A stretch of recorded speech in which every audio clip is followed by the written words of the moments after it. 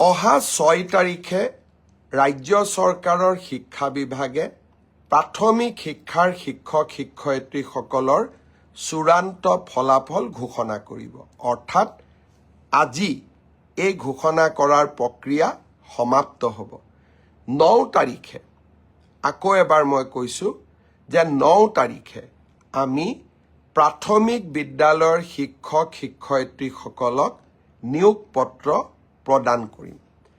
তাৰ পিছতেই আমি নৱেম্বৰ মাহৰ ভিতৰতে পুলিচ কনিষ্টবলসকলক নিযুক্তি দিয়াৰ ব্যৱস্থা কৰিম। পুলিচ কনিষ্টবলসকলক নিযুক্তি দিয়াৰ পিছদিনাখনেই আমি অন্তত আৰু 4,000 আৰক্ষী পদৰ বাবে আবেদন পত্ৰও আহ্বান কৰিম।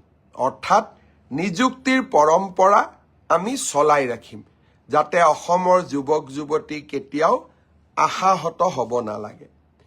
এডিআৰই তৃতীয় বৰ্গ আৰু চতুৰ্থ বৰ্গ এই পৰীক্ষাৰ এটা প্ৰক্ৰিয়া আছে। ৰিজাল্ট দিয়াৰ পিছত আমি লটাৰী বা ৰেণ্ডমাইজেশ্যনৰ জৰিয়তে ডিপাৰ্টমেণ্টসমূহ আবণ্টন কৰিব লাগে। ডিপাৰ্টমেণ্টসমূহ আবণ্টন কৰাৰ পিছত ডাইৰেক্টৰেটবিলাক আবণ্টন কৰিব লাগিব আৰু ডাইৰেক্টৰেটবিলাক আবণ্টন হোৱাৰ পিছত আমি তেওঁলোকক ইণ্ডিভিজুৱেল পষ্টিং দিব লাগিব। এই প্ৰক্ৰিয়াটোত 30টা দিনৰ প্ৰয়োজন হয়। মই আগতেই কৈছোঁ, যোৱা মাহত আমি কোনেও কাম কৰিব পৰা নাছিলোঁ।